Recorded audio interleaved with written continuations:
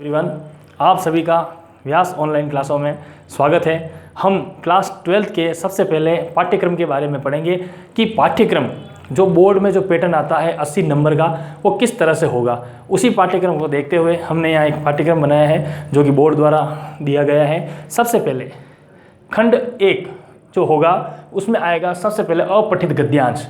अपठित गद्यांश 4 अंकों का होगा। इसमें जो गद्य पूछा जाएगा उसके क्वेश्चन आंसर जो आएंगे उनको आपको लिखना है।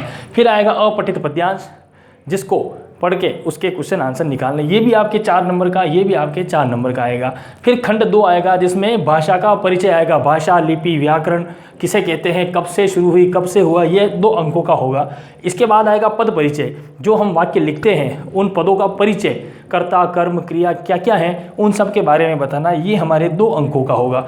फिर आता है शब्द शक्ति जो कि 3 प्रकार की होती है। उन शब्द शक्तियों के बारे में बताना क्वेश्चन आएगा कि लक्षणा शब्द शक्ति किसे कहते हैं, या लक्षणा शब्द शक्ति का उदाहरण कौन सा है, या व्यंजना या अभिधा, जो भी पूछा जाए ये अपने शब्द शक्ति के अंदर आएगा। फिर आएगा अलंकार। अलंकार जो अपने 2-3 प्रकार के होते हैं, उन्हीं प्रकारों में से कुछ पूछा जाएगा, कुछ ऐसा वाक्य दिया जाएगा जिससे कि हमें पहचानना है ये कौन से अलंकार से संबंधित है, यह भी हमारे 2 अंक का आएगा।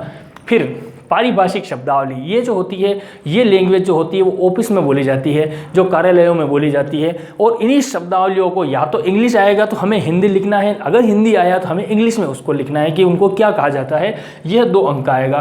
फिर पत्र लेखन आएगा, इसका प्रारूप आएगा कि पत्र किस तरह से लिखते हैं, पत्र पूछा जाएगा उसको लिखना है, यह 2 अंक का है। फिर निबंध लेखन है जो 350-400 शब्दों का होगा, उसको हमें 4 अंक के लिए लिखना है।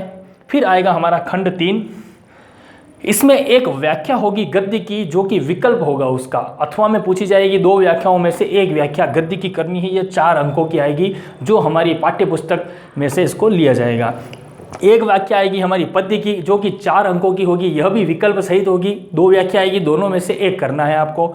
इसके निबंधात्मक प्रश्न आएंगे जो 8 अंकों के होंगे। एक 4 अंक का गद्य पूछा जाएगा विकल्प के सहित, और 4 अंकों का पद्य का पूछा जाएगा, उसमें भी विकल्प आएगा। दोनों में से एक करने हैं आपको। 4 लघुत्तरात्मक क्वेश्चन आएंगे, प्रश्न जो होंगे वो आएंगे, और इसमें भी यही होगा, 2 गद्य के आएंगे, 2 पद्य के आएंगे, ये भी हमारे 8 अंकों का होगा। अब आगे देखिए, कवि परिचय आएगा। कवि और लेखक ये दोनों परिचय आएंगे, 2-2 नंबर के होंगे और 4 अंक के होंगे। एक कवि परिचय आ जाएगा, एक लेखक परिचय आएगा। अति लघुत्तरात्मक प्रश्न जो होंगे वो 4 अंकों के आएंगे। खंड 4 ये पीयूष प्रवाह जो पुस्तक है हमारी, अलग से एक लगी हुई है 12th क्लास में, उसमें से एक निबंधात्मक प्रश्न आएगा जो कि 6 अंकों का होगा, ये विकल्प सहित होगा, और 4 लघुत्तरात्मक प्रश्न होंगे जो 6 अंकों के होंगे। खंड 5 में, ये हमारा खंड थोड़ा बड़ा है, इसमें क्या कि तरह तरह के लेखन, विभिन्न प्रकार के लेखनों को बताया गया है, जिसमें सबसे पहले समाचार लेखन है कि समाचार किस तरह से लिखा जाता है, किस तरह से बनाया जाता है, किस तरह से उसको करा जाता है, ये समाचार लेखन 2 अंकों का होता है।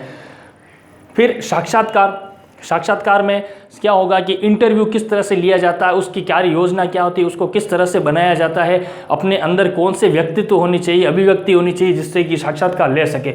विविध प्रकार के लेखन में भी यही आएगा, यही 2 अंक की है। साक्षात्कार 2 अंकों का है। पत्रकारिता, जर्नलिज्म, जर्नलिज्म किस तरह से यहाँ पर बताया जाएगा कि क्या होता है, किस तरह किया जाता है। और आएगा विभिन्न प्रकार की वार्ता, वार्ताओं, ये 3 अंकों के, तो पत्रकारिता और वार्ता ये 3-3 अंकों की होगी। इस तरह से ये पूरा एक 12वीं क्लास का सिलेबस है। इस सिलेबस के अकॉर्डिंग हमें पढ़ना है और इसके अकॉर्डिंग ही हमें सारा काम करने हैं, क्योंकि 20 नंबर तो आपके विद्यालय से जाएंगे और 80 नंबर का बोर्ड में यह प्रश्न पत्र आएगा। तो जो भी होगा सब कुछ इसी में होगा। तो हम सब अगले वीडियो में मिलेंगे आपके साथ। धन्यवाद।